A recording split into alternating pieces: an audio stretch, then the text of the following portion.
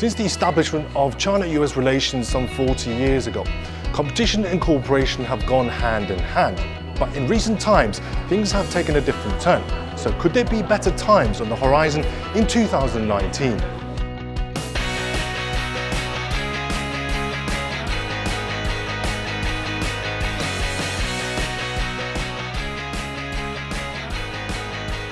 A discussion on the future of China-US relations is taking place today at the AO Center Beijing as experts from both countries took to the stage.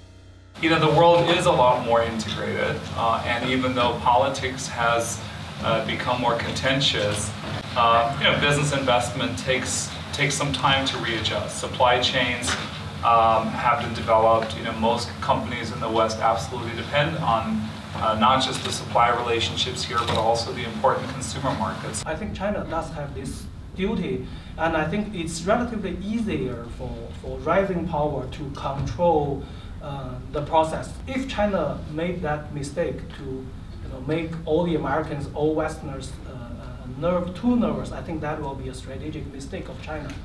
Trade frictions between the two countries was on the lips of everyone in attendance. This was the focal point from which every other topics filtered out from. For example, talks centered on how politics is driving the economic agenda and how the two economies are too closely intertwined to fail. For me, an event like this is important as any. Why? Because essentially it is breaking down the tough topics into individuals, relationships, and how we communicate with one another. I feel like I can relate more and understand more. But what do the experts think? We're engaging in conversation about a wide-ranging set of issues, the economy, politics, geostrategic issues, the environment, and the whole goal here is to build mutual understanding and to model the kind of thoughtful, informed dialogue that I think we need in order to solve problems. It's about people and understanding. We try to bring different ideas, different angles into this discussion and let them to think critically. We have commonplace, but we have some different ideas. So, a trade friction might be top of the agenda for 2019, but this also means new solutions must be found to tackle the differences as both economies become less and less integrated as a result. So this trade war is doing real harm to the economies in both countries, right? I think there is a scenario where we take a step back. And I think The Economist recently said, President Trump has this tendency to raise important questions and then often have bad answers to them, right? So I think a trade war, conflict escalation is wrong.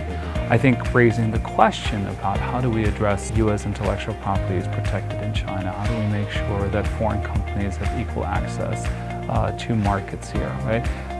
Those are real legitimate issues. What can China do? I think one thing we can do and we will do is to continue our reform and also accelerate our reform. I think we can hopefully narrow the gap between two different economic models. Ultimately, the rest of the world depends on China and the U.S. seeing eye to eye. I mean, we can't tackle climate change and lead the energy revolution or address geopolitical challenges or deal with the disruption that artificial intelligence and robotics and things of that sort. After attending the event and speaking to the experts, I feel bigger and better opportunities might just come from the trade standoff this year to create longer-term and bigger benefits to both countries. As one expert said, both economies are not rivals, but they are different and they complement one another. I'm Josh, stay tuned with China Matters.